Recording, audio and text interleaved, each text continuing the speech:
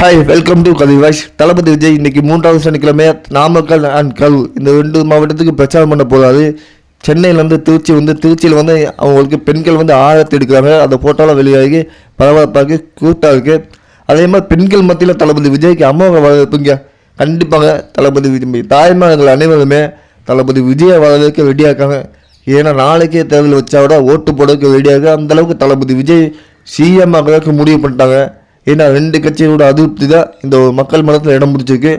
அதிருப்தி தான் அதிகமாக இருக்குது. அதோட வெளிப்பாடாக ஒரு மாற்றம் தேவை, விஜய் வரட்டுமே அப்படி நிறைய பேர் சொல்கிறாங்க.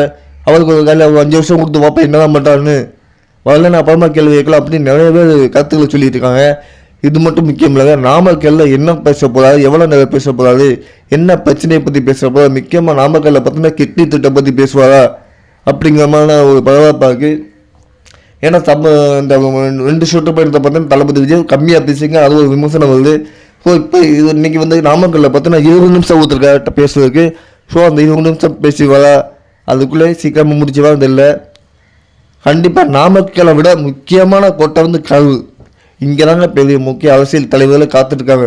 விஜய்க்கு கூட்டம் கொடுமா, செந்தில் பாலாஜியோட மாஸ்க் காட்டி வரா, என்ன பேச போகிறாரு, செந்தில் பாலாஜி கோட்டையை உடச்சிட்டு வரா, இல்லை செந்தில் பாலாஜி பண்ண ஊழல் பற்றி பேசுவாரா எப்படின்னு பரபரப்பாக இருக்குது.